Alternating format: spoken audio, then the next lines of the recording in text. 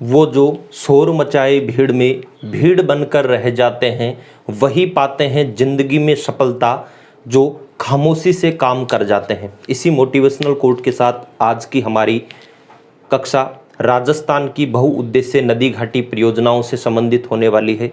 दोस्तों, बहुउद्देश्य नदी घाटी परियोजना के बारे में हमने विस्तार से अध्ययन किया है। आज हम देखेंगे चंबल नदी घाटी परियोजना के बारे में। चंबल नदी पर कितने बांध बन रखे हैं, किस प्रकार से बन रखे हैं, उनके बारे में विस्तार से चर्चा करेंगे। दोस्तों, राजस्थान पुलिस, पटवारी, शिक्षक, रीट सभी राजस्थान की भर्तियों में बहुउद्देश्य नदी घाटी परियोजनाओं से काफ़ी क्वेश्चन पूछे जाते हैं। तो हम देखते हैं आज चंबल नदी परियोजना के बारे में। दोस्तों, चंबल नदी का जो वीडियो अगर आपने नहीं देखा है तो इस वीडियो की डिस्क्रिप्शन में लिंक दे रखी है, आप जरूर जाके देखिए। दोस्तों, हम देखेंगे चंबल नदी के बारे में। दोस्तों, इस प्रकार से एक पर्वतमाला है, मध्य प्रदेश में पर्वतमाला फैल रखी है और उस पर्वतमाला का नाम है दोस्तों विंध्याचल पर्वतमाला। और विंध्याचल पर्वतमाला की पहाड़ियाँ हैं जानापावा की पहाड़ियाँ। विंध्याचल पर्वतमाला के जानापावा की पहाड़ियाँ, जानापावा की पहाड़ियाँ मऊ मध्य प्रदेश से, मऊ मध्य प्रदेश से एक नदी का उद्गम होता है। उस नदी का नाम है चंबल नदी। दोस्तों, देखते हैं चंबल नदी के बारे में। इस प्रकार से चंबल नदी है और यह मध्य प्रदेश, राजस्थान में यह बहते हुए फिर मुरादगंज इटावा के समीप, इस प्रकार से मुरादगंज इटावा के समीप यह यमुना नदी में मिल जाती है। कई बार एग्जाम में पूछा जाता है किसके समीप, तो मुरादगंज इटावा के समीप यह यमुना नदी में मिल जाती है। दोस्तों, यह यमुना नदी है और ये आपकी चंबल नदी। आपको ध्यान में रखना है यह किसके समीप मिलती है, तो मुरादगंज इटावा के समीप यह चंबल नदी यमुना नदी में मिल जाती है। इस प्रकार से आपकी नदी है। तो हम देखेंगे आज चंबल नदी घाटी परियोजना के बारे में। दोस्तों, चंबल नदी की जो कुल लंबाई है वह लंबाई आती है 965 या 66 किलोमीटर। 965 या 66 किलोमीटर चंबल नदी की कुल लंबाई है। दोस्तों, चंबल नदी राजस्थान में चित्तौड़गढ़ के 84 गढ़ से प्रवेश करती है। आप कमेंट बॉक्स में बताएंगे कि राजस्थान का सबसे ऊंचा जलप्रपात कौन सा है, वह किस नदी पर स्थित है। दोस्तों, हम पढ़ रहे थे चंबल परियोजना के बारे में। आपको ध्यान में रखना है चंबल परियोजना। चंबल परियोजना राजस्थान प्लस एमपी की संयुक्त परियोजना है। चंबल परियोजना राजस्थान व एमपी की संयुक्त परियोजना है। इसमें 50-50 यानी 50-50 आता है।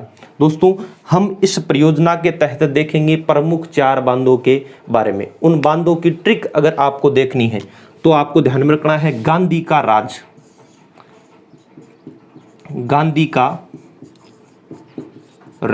गांधी का राज में गांधी सागर बांध, कोटा बैराज बांध, राणा प्रताप सागर और जवाहर सागर, इन बांधों के बारे में आज हम विस्तार से चर्चा करेंगे। गांधी का राज, गांधी सागर, कोटा बैराज, राणा प्रताप सागर व जवाहर सागर बांध के बारे में हम चर्चा करेंगे। दोस्तों, इस परियोजना का जो निर्माण है वह 3 चरणों में हुआ। चंबल परियोजना का निर्माण 3 चरणों में माना जाता है। हम सबसे पहले देखते हैं आपके एक बांध बना हुआ है गांधी सागर बांध। ये बांध है दोस्तों गांधी सागर बांध। और आपको ध्यान में रखना है इस परियोजना का चंबल नदी पर स्थित सबसे बड़ा बांध है वो गांधी सागर बांध है। गांधी सागर बांध मंदसौर एमपी में भानपुर व मानपुर के पठारों के मध्य निर्मित है। इसका निर्माण सन 1953 में शुरू हुआ, 60 में यह पूर्ण हुआ। दोस्तों, देखते हैं यह है गांधी सागर बांध। इस गांधी सागर बांध के बारे में यहाँ पर लिखते हैं 1 नंबर जो बिंदु है यह आपको लिखना है गांधी सागर बांध। गांधी सागर बांध है, यह है कहाँ पर, तो है ये मंदसौर एमपी के भानपुर व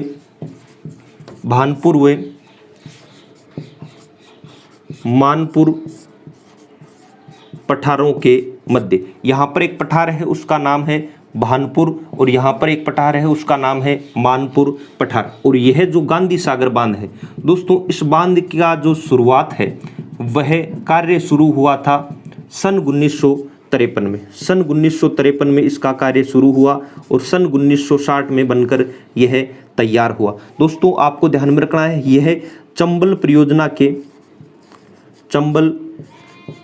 के प्रथम चरण में इसका निर्माण हुआ। चंबल परियोजना के प्रथम चरण में गांधी सागर बांध का निर्माण हुआ। दोस्तों गांधी सागर बांध के बारे में आपको ध्यान में रखना है, इसी लंबाई 510 किलोमीटर, अगर ऊंचाई पूछे आपको तो इसकी है 64 मीटर। यह 510 मीटर व ऊंचाई 64 मीटर। कई बार दोस्तों एग्जाम में पूछा जाता है कि इस गांधी सागर बांध के ऊपर कितने विद्युत इकाई लगाई गई है, तो आपको ध्यान में रखना है इसके ऊपर 5 विद्युत इकाइयां लगाई गई है। उस समय के तत्कालीन प्रधानमंत्री जवाहरलाल नेहरू ने इस बांध का उद्घाटन किया था और यह बांध चौरासीगढ़ चित्तौड़गढ़ से 8 किलोमीटर आगे बना हुआ है। इस बांध का उद्घाटन किसने किया दोस्तों, तो उनका नाम है जवाहरलाल नेहरू। जवाहरलाल नेहरू ने इस बांध का उद्घाटन किया और किया कब था, सन 1960 में। सन 1960 में 5 विद्युत इकाइयां लगी हुई है, 5 विद्युत इकाई। और इन 5 विद्युत इकाइयों से दोस्तों जो विद्युत उत्पन्न की जाती है वह 115 वाट 115 मेगावाट विद्युत उत्पन्न की जाती है। दोस्तों गांधी का राज, गांधी सागर, कोटा बैराज, राणा प्रताप सागर, जवाहर सागर बांधों के बारे में हम विस्तार से चर्चा करेंगे। ये आपका गांधी सागर बांध है। दोस्तों गांधी सागर बांध कहाँ पर स्थित है, मंदसौर, भानपुर व मानपुर के पठारों के मध्य प्रदेश में चंबल नदी पर। आप बताएंगे चंबल नदी राजस्थान में कहाँ से प्रवेश करती है। यहाँ राजस्थान का जो बिंदु है ये चंबल नदी कहाँ से प्रवेश करती है। दोस्तों इसके बाद में जो प्रथम चरण में ही निर्मित हुआ था उसके बारे में देखते हैं। एक बांध है यहाँ पर, इस बांध के बारे में चर्चा करते हैं। दोस्तों इस बांध का नाम है कोटा बैराज बांध। इस बांध का नाम है दोस्तों कोटा बैराज बांध। आपको ध्यान में रखना है कोटा बैराज बांध के बारे में। दोस्तों इस प्रकार से ये जो कोटा बैराज बांध है इसके बारे में चर्चा करते हैं कि इसकी प्रमुख विशेषताएं क्या है। ये बांध है कोटा बैराज बांध और कोटा जिले में स्थित है। दोस्तों इसका फैलाव सर्वाधिक है, कैचमेंट एरिया सर्वाधिक, यानी इस बांध का फैलाव सर्वाधिक है, कैचमेंट एरिया सर्वाधिक है कोटा बैराज बांध का। दोस्तों कोटा बैराज बांध के संबंध में आपको ध्यान में रखना है, यह बांध जवाहर सागर बांध से 16 किलोमीटर आगे बना हुआ है। प्रथम चरण में निर्मित हुआ था, सन 1953 में काम शुरू हुआ, सन 1960 में बनकर पूर्ण हुआ। यह एक सिंचाई बांध है, इसीलिए इसे कोटा सिंचाई बांध के नाम से भी जाना जाता है। किस बांध के नाम से, कोटा सिंचाई बांध के नाम से। सर्वाधिक फैलाव क्षमता है। इस बांध से 2 नहरें निकालेगी, एक बाईं नहर और एक दाईं नहर, उसके बारे में भी हम चर्चा करेंगे। तो दोस्तों देखते हैं इस बांध का जो निर्माण है इसके बारे में देखते हैं। इसका निर्माण शुरू सन 1953 में, 60 में यह बनकर पूर्ण हुआ। प्रथम चरण में दोस्तों आपको ध्यान में रखना है जो कोटा बैराज बांध है, कोटा बैराज बांध के बारे में आपको सबसे महत्वपूर्ण बांध है, यह एक सिंचाई बांध है, सिंचाई बांध, इसीलिए इसे कोटा सिंचाई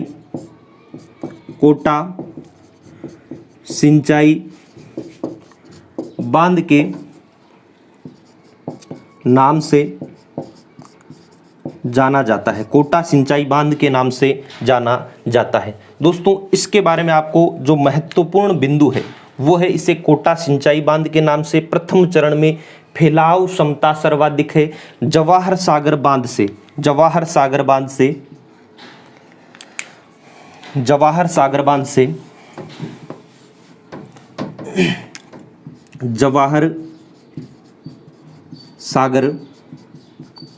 बांध से 16 किलोमीटर आगे, जवाहर सागर बांध से 16 किलोमीटर आगे बना हुआ है।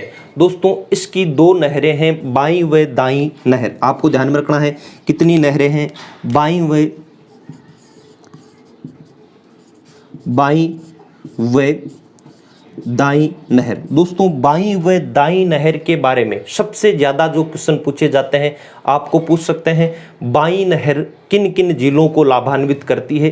तो बाईं नहर के बारे में आपको ध्यान में रखना है, बाईं नहर कोटा व बूंदी को, बाईं नहर कोटा प्लस बूंदी। और अगर दाईं नहर के बारे में पूछ ले आपको, तो दाईं नहर एक तो दोस्तों है कोटा, बारा व मध्य प्रदेश के कुछ क्षेत्र को लाभान्वित करती है। कोटा बूंदी को करती है बाईं नहर, दाईं नहर करती है कोटा, बारा व मध्य प्रदेश को लाभान्वित करती है। दोस्तों जो कोटा बूंदी के बारे में देखा, कोटा बारा एमपी के बारे में देखा। इसके बाद में आपको पूछ सकते हैं कि जो ये नहरें हैं इनकी लिफ्ट नहरें भी मानी जाती है। दाईं नहर की कुछ लिफ्ट नहरें हैं, उनके बारे में आपको ध्यान में रखना है। दाईं नहर की जो लिफ्ट नहरें हैं उनकी एक ट्रिक है दोस्तों, दीपक गणेश अनंता सोजा, दीपक गणेश अनंता सोजा। यहाँ पे लिखते हैं दीपक,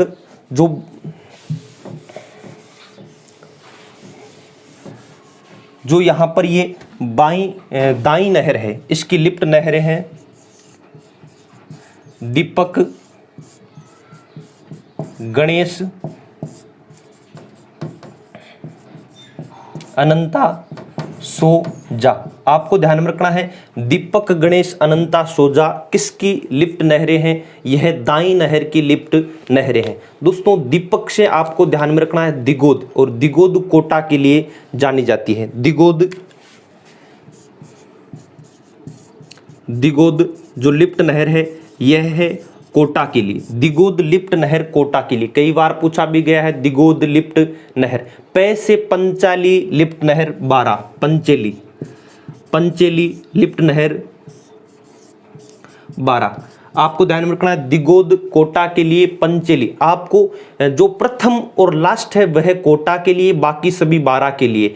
कैसे कचारी, कैसे क्या हो गया दोस्तों, कचारी, गणेश से गणेशगंज, अनंत से अंता, इस अनंत से अंता दोनों 12 के लिए है। अनंत से अंता, गणेश से गणेशगंज, पंचेली और सोरखंड, सो से सोरखंड और जालीपुरा, इसका हो गया सोरखंड। सोरखंड भी 12 के लिए, बल्कि जो जालीखंड है यह कोटा के लिए, जालीखंड कोटा के लिए। दोस्तों यह आपका बांध हो गया था कोटा बैराज बांध। कोटा बैराज बांध फैलाव क्षमता व कैचमेंट एरिया के हिसाब से सबसे विस्तृत बांध माना जाता है फैलाव क्षमता की दृष्टि से। अगर आपको पूछे चंबल नदी पर सबसे बड़ा बांध, तो गांधी सागर राजस्थान में पूछे तो वो है राणा प्रताप सागर बांध, भराव क्षमता की दृष्टि से। दोस्तों इसके बाद में हम अध्ययन करने वाले हैं राणा प्रताप सागर बांध के बारे में। तो आपको ध्यान में रखना है राणा प्रताप सागर बांध के बारे में कि कौन कौन सी मुख्य बातें हैं राणा प्रताप सागर बांध से संबंधित। तो देखते हैं राणा प्रताप सागर बांध के बारे में। दोस्तों राणा प्रताप सागर बांध चित्तौड़गढ़ में बना हुआ है। यहाँ पर एक बांध है, इस बांध का नाम है राणा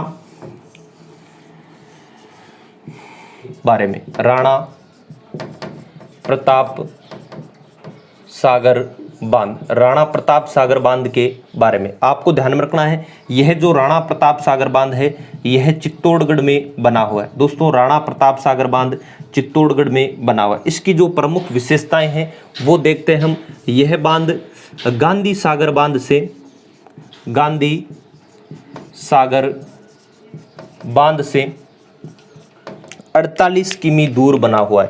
यह गांधी सागर बांध से 48 किमी दूर कोटा जिले के रावतभाटा चित्तौड़गढ़ में बना हुआ है। यह चित्तौड़गढ़ रावतभाटा में बना हुआ है। दोस्तों राणा प्रताप सागर बांध के बारे में आपको ध्यान में रखना है। राणा प्रताप सागर बांध इस परियोजना के दूसरे चरण में, इस परियोजना के दूसरे चरण में सन 1960 से 70 के मध्य इसका निर्माण किया गया। दोस्तों फरवरी सन 1970 को यह देश को समर्पित हुआ। इस बांध के बारे में बताया जाता है, इस बांध की जो कुल लागत है वह लगभग 31 करोड़ रुपए आई। 31 करोड़ रुपए। यह विश्व का सबसे सस्ता बांध, विश्व का सबसे सस्ता बांध, यह विश्व का सबसे सस्ता बांध। 31 करोड़ रुपए इसके अंदर लागत आई। फरवरी सन 1970 में यह देश को समर्पित किया गया। दोस्तों इसके बारे में अगर पूछे तो यह भराव क्षमता की दृष्टि से सबसे बड़ा बांध है। कर्नाडा के सहयोग से इसके ऊपर परमाणु विद्युत संयंत्र भी स्थापित किया गया। इस बांध की अगर लंबाई के बारे में पूछे तो 110 मीटर लंबा व 36 मीटर ऊंचा। 110 मीटर लंबा, 110 मीटर लंबा व 36 मीटर ऊंचा बना हुआ है। 36 मीटर ऊंचा बना हुआ। दोस्तों इस बांध में कनाडा के सहयोग से, इस बांध में कनाडा के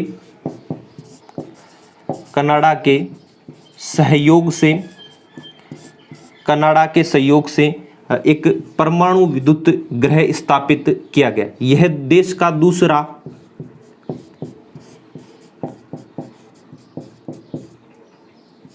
परमाणु संयंत्र था। यह देश का दूसरा परमाणु संयंत्र था। देश का प्रथम कौन सा संयंत्र था वो आप कमेंट बॉक्स में कमेंट करके बताएंगे। दोस्तों इस बांध से 3.1 लाख हेक्टेयर जल भराव किया जाता है और यह भराव क्षमता की दृष्टि से सबसे बड़ा बांध है। यानी भराव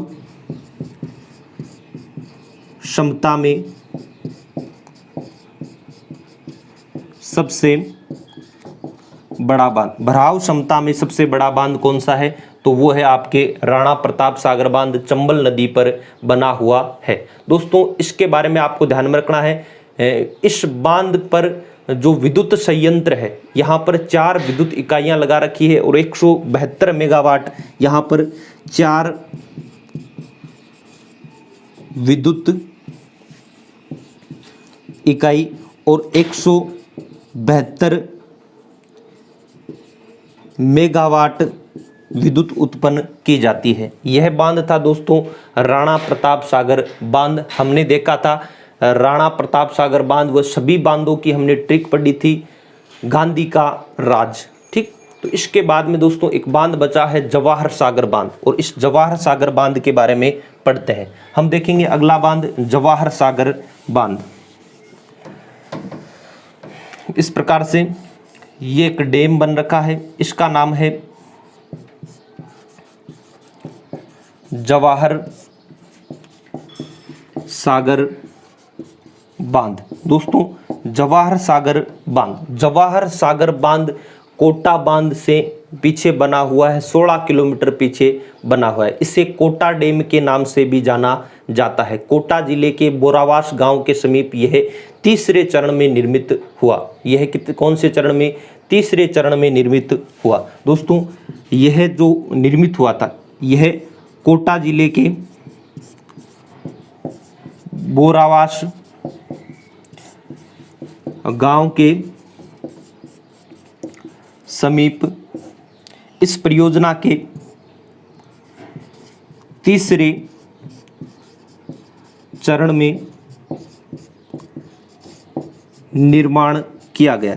तीसरे चरण में निर्माण किया गया। इसे कोटा डैम के नाम से, इसे कोटा डैम के नाम से भी जाना जाता है। इसे किस डैम के नाम से? तो कोटा डैम के नाम से जाना जाता है। यह एक पिकअप बांध है।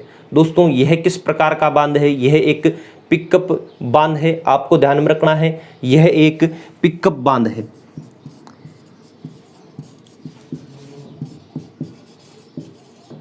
पिकअप बांध है। दोस्तों इसकी लंबाई चौड़ाई के बारे में अगर चर्चा करें, आपको कई बार एग्जाम में पूछ लिया जाता है इस बांध की लंबाई कितनी है, तो ध्यान में रखना है इस बांध की जो लंबाई है 535 मीटर। कितने मीटर? तो लंबाई अगर आपको पूछे तो 335 मीटर इस बांध की लंबाई है। अगर ऊंचाई के बारे में आपको चर्चा करें तो यह 25 मीटर ऊंचा है। यह कितने मीटर ऊंचा है? 25 मीटर ऊंचा बांध है। दोस्तों इस बांध से नहरें भी निकाली गई है, तो आपको ध्यान में रखना है दाई नहर व बाई नहर के बारे में कोटा के लिए निकाली गई है, बूंदी के लिए निकाली गई है। 3 विद्युत इकाइयां स्थापित कर रखी है। 4.5 लाख हेक्टेयर भूमि को सिंचित करता है। 4.5 लाख हेक्टेयर भूमि को सिंचित करता है। दोस्तों यह हमने आज चंबल परियोजना के बारे में विस्तार से अध्ययन किया है। चंबल परियोजनाओं के चारों बांधों के बारे में पढ़ा है। आप बताएंगे कि चंबल नदी को अन्य किन किन नामों से जाना जाता है। दूसरा क्वेश्चन आपके लिए यह है, आप बताएंगे राजस्थान की कामधेनु किस नदी को कहा जाता है। धन्यवाद।